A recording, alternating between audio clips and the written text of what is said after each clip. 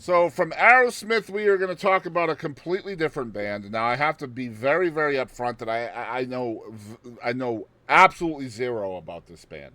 I have never heard of them until I saw this story come up on my news feed, which I have a news feed going all the time just so I can find some pertinent stories for Katie and I to talk about. This is a band I think they're from the UK. They're called the 1975. And I'm going to read this story from RTT News. The 1975, again, that's the name of the band. I'm not talking about the year. So just so y'all know, if you hear me say the 1975, that is It's the best. that's the band. The 1975 sued by Malaysian festival organizers over Maddie Healy's same-sex kiss. Maddie Healy is the lead singer of the 1975. The 1975 and frontman Maddie Healy are facing a lawsuit from the organizers of Malaysia's Good Vibes Festival, according to a report by Variety. So, this is actually a report from Variety that's essentially being regurgitated by a different site. Kind of like we're regurgitating it here on the podcast. Yeah. The festival is seeking 1.9 million pounds or 2.4 million American dollars as Healy's on-stage protest of the country's anti-LGBTQ laws during the band's headline performance last July resulted in the festival being shut down. Now, in court What? documents, go ahead.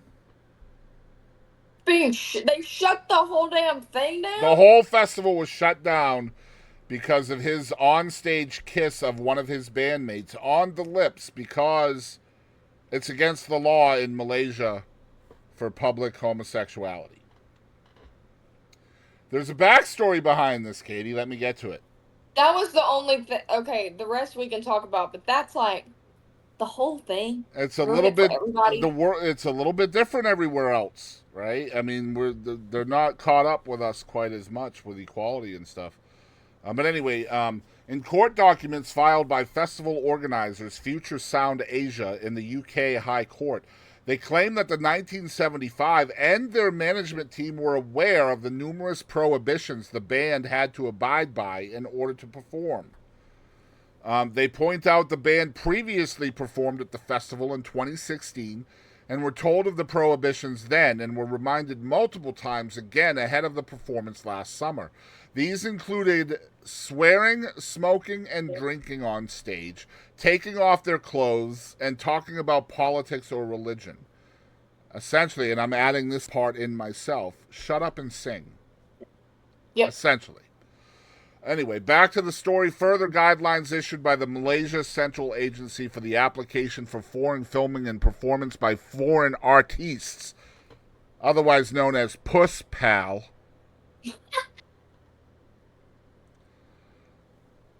If your acronym is Puss Pal, You need some puss, pal.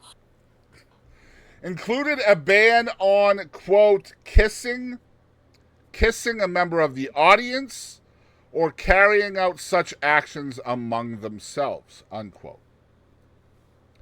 However, during the show, Healy delivered a profanity laden speech criticizing Malaysia's anti LGBTQ laws and then kissed his bandmate, Ross McDonald. Following the incident, local authorities revoked the festival's license and canceled the final 2 nights of shows. So essentially, what has happened here is the festival was shut down by the local law. And because they lost all of that income from a festival they were planning on continuing to happen, they are Yeah. suing the band because they were the reason for the police shutting down the festival. That I understand that, but it being having 2 more days of the festival, the law, like that's insane. Like that's insane.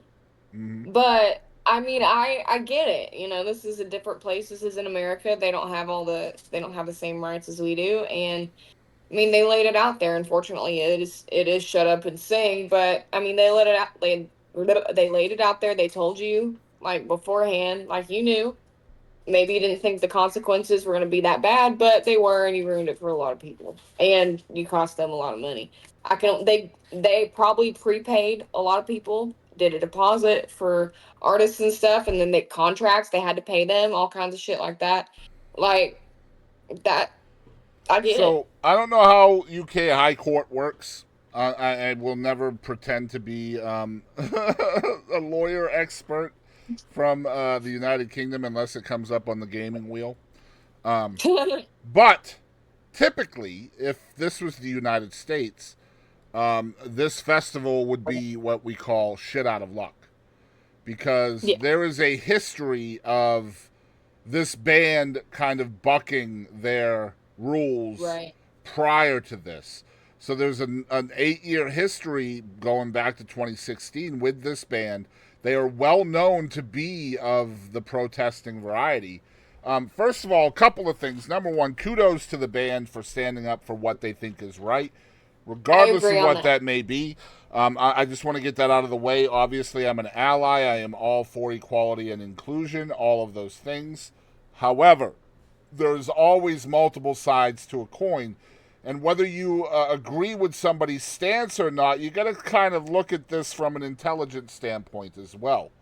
It Yeah. probably wasn't the best move to go to a different country with different laws, knowing that those laws existed, and then trying to make your point at that point. That really screams privilege too. Mm-hmm. It Well, I really mean, does. I think a better point would be instead of going out there and doing what he did, knowing the reaction it was going to get, which is, I mean, Hmm. it's why he did it, right? Which is Yeah. fine. I think the best thing they could have done is just don't go out, right? Yeah. Like, I mean, at that point, sure, they're not going to get paid. They'll have to figure out how to get home. But all of that happened anyway. They didn't get paid. They had to find their way And now home. they're getting sued. And now they're getting sued on top of it. Um, I think you could protest just by simply not going out on stage and then putting out a press release afterwards. This is why we're not going out on stage.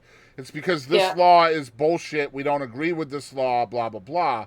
But like doing a publicity stunt like that is, for me, it's cool if you're in your own country.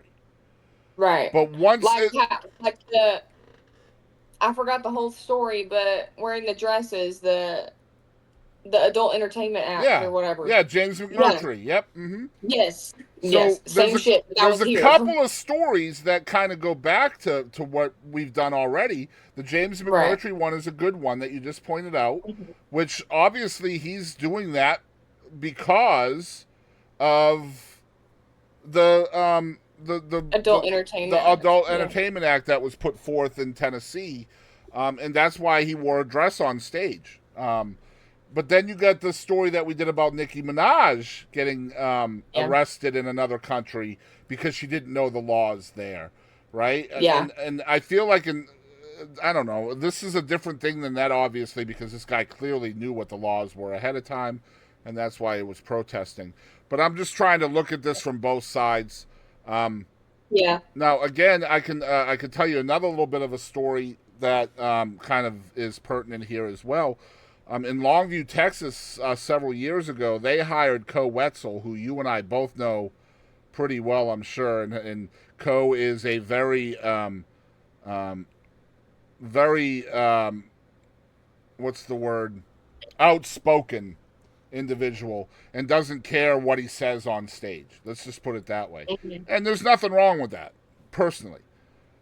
But the Longview, city of Longview hired him to perform at their balloon races a couple of years ago. And he was cussing on stage like Co does. That's what Co does. That's who he is. Everybody knows this already. Like, you hire Co Mhm. Wetzel, that's what you're getting. Yeah. So, Longview tried to pretend like they didn't know and all of this, and they had to apologize, and everybody was upset because, again, this is the Bible Belt, and it was a family-friendly event and all of that stuff. Yeah. Here's an idea. Don't hire somebody who's known to cuss a lot for your family-friendly event.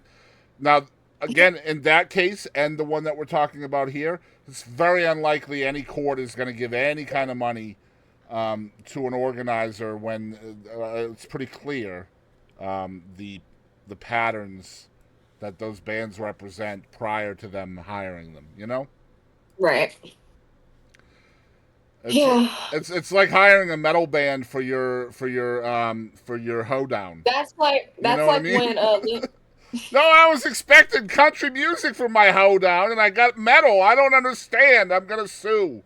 Well, you hired a that's metal like band, bro. that's like when Limp Bizkit played break shit at Woodstock, and everyone started taking the damn sound tower down and all that. Have you seen that? I haven't. Woodstock '99? No, you have to look that up. Like that was a disaster.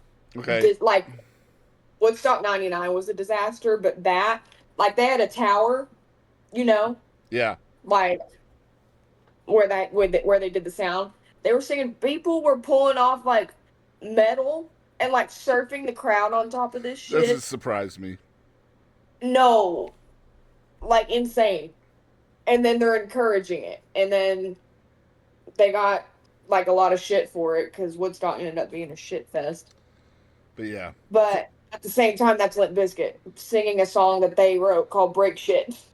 Well, anyway, it definitely sucks for this festival organizer that they lost. They lost 2 days of income and all of that. But again, Absolutely. like you have to know.